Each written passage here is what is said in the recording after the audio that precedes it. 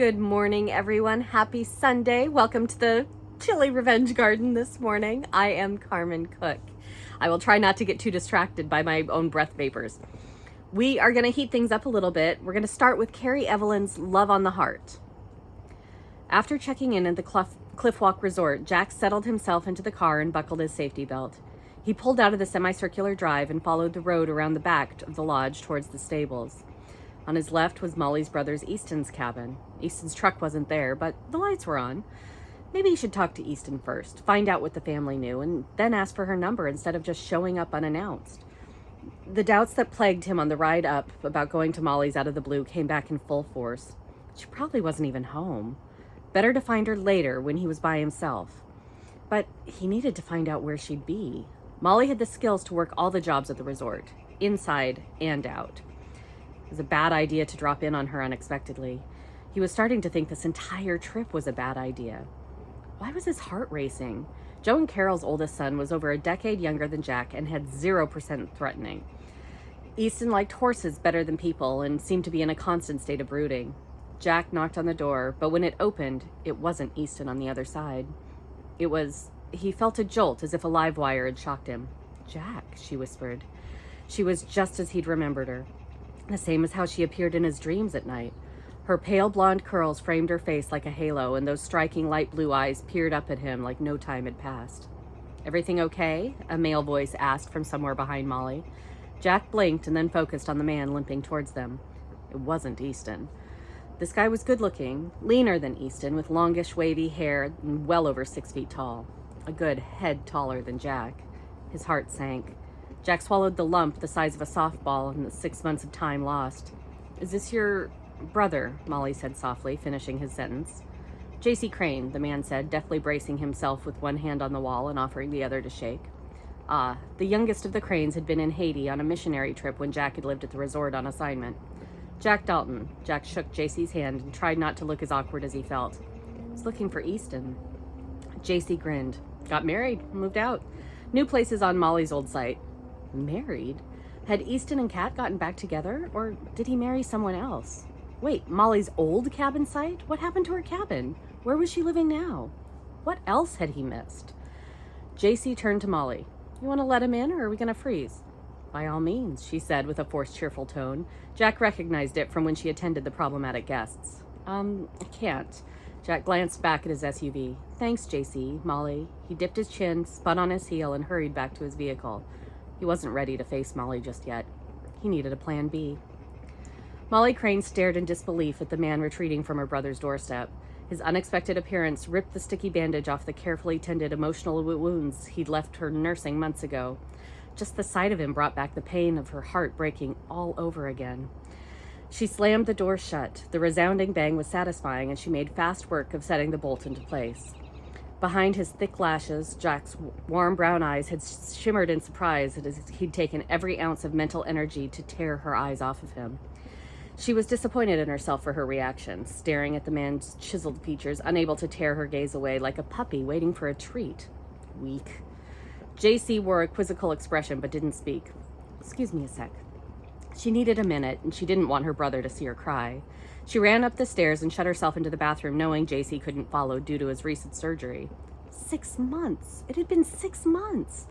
It felt like an eternity, but what unnerved her the most was that even after all this time, one look at that undeniable tenderness in his eyes was all it took to make her heart thump and her brain go all mushy. They'd only been together for 3 weeks, 3 amazing weeks. How could getting to know someone over 3 measly weeks cause such turmoil? "You know why, Molly." She braced herself on the counter as the voice in her head taunted her. She did know why. But after he'd left suddenly, she convinced herself she was wrong. She hadn't believed in insta-love until she met Jack. The connection with him had been different. Nothing like the young, crazy affection she'd felt for Kyle in her early 20s. No, it went deeper than that. It was more grown up. A soulmate kind of force that she couldn't put into words. Cursing under her breath, forever thinking she was falling in love with the man, she snatched a tissue from its box on the counter. She hated herself for crying, for giving him that power, for letting him live rent-free in her heart and mind, for activating her sinuses. Every time. He was worse than her seasonal allergies. Chronic allergies deserved their own special place in hell. along with men who made you fall in love and then leave you for reasons outside of your control, or disappear without so much of a see you later. Why was he back? Why now? Why did it bother her so much? That is an excerpt from Kerry Evelyn's Love on the Heart. We're gonna head over to the Curvy Ever After series by Stephanie Harrell. Book 5 is Falling for Bossy Mr. Wolfe. It releases April 20th, so it's up for pre-order now, so grab your copy. The bell dinged again. "I'll be right with you," I called as I placed the last mug on the shelf. "Take your time." His smooth baritone washed over me and a slight shiver raced down my spine. Hearing him speak, I wanted a glimpse of the man whose voice sounded like he could read a sexy scene out loud from one of my favorite romance novels. I turned, locking eyes with the new customer, mesmerized at how freaking hot he was. His voice matched his body, strong, broad shoulders, dressed in a suit that looked like it was tailored to him, and a face with cheekbones that could cut glass. His brown hair is thick and wavy on top, with strings of caramel throughout, cut short on the sides. My fingers tingle at the thought of running them through. His chin is covered with dark stubble that's on the verge of being a full beard, and his skin is a beautiful golden brown. He's raw, rugged underneath the elegance of his suit, with the two blending seamlessly in a showcase of powerful essence emanating from him. He is hot and sexy, and I realize I've never seen a man this good looking in real life. I took a step forward, forgetting the box, and tripped. In a move that seemed too fast for a guy his size, he was at my side and gripped me before I could even cry out. His fingers dug into my waist as he steadied me upright. "Are you okay?" he asked. My cheeks heated as I met his concerned stare. Even his eyes were amazing, light green with hazel flecks in the center. I could gaze into them all day long. Those same eyes narrowed. "Are you okay?" Dear. My cheeks must have been a pretty pale pink just moments ago, but now the hotter they got, the deeper the shade of red they must be getting. As my face grew warmer, I knew he could see it, making it so much worse. I gulped. "Yeah, thank you." I stared into his eyes, his fingers still at my waist, and an unexpected feeling of being safe washed over me. He released me slowly, and I immediately missed his touch. "So, how can I help you?" I asked, making a conscious effort to avert my gaze by picking up the offending box and bringing it behind the counter with me before I turned and faced him again. He watched me, tracking my movements. I walked by and decided to come in. Everything looks and smells so good. For a second, I wondered if he meant me or the baked goods. I pointed to the case closest to him, hoping he'd look elsewhere while I continued to compose myself. I was a sucker for a guy in a suit. And this one?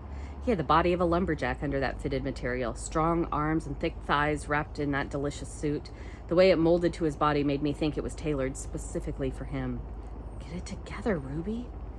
We have muffins, scones, and bread in this case.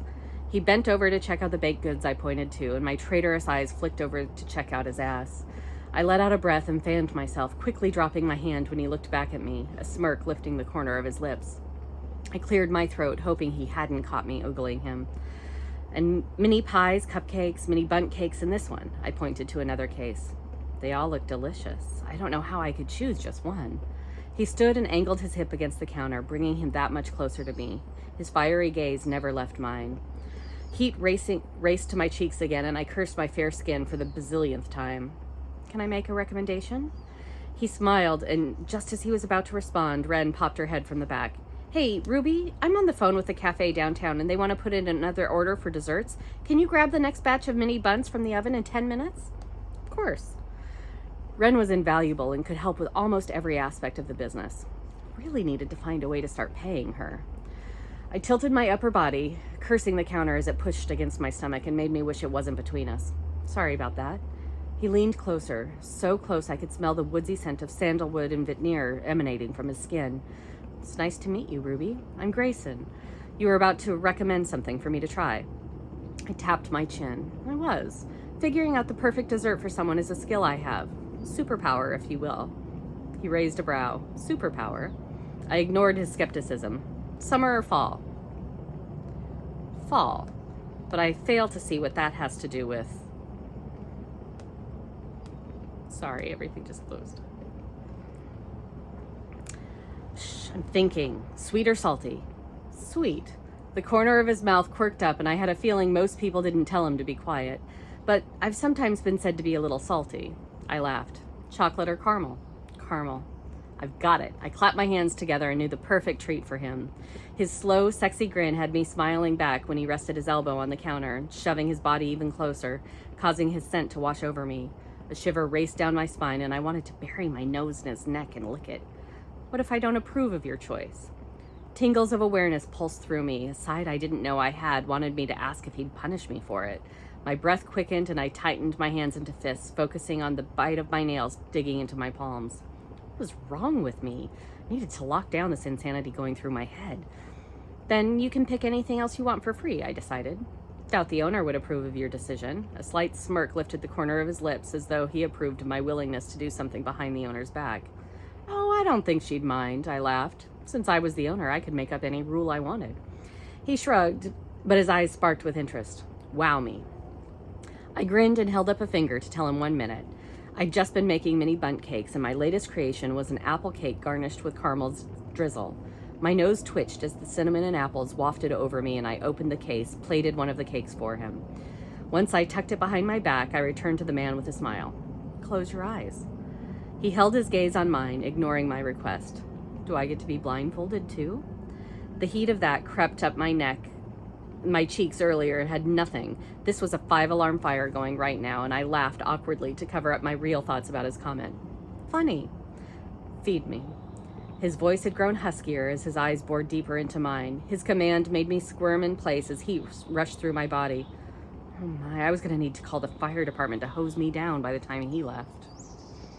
That is Falling for Bossy Mr. Wolfe from Stephanie Harrell. It releases in April, so go grab your copy today.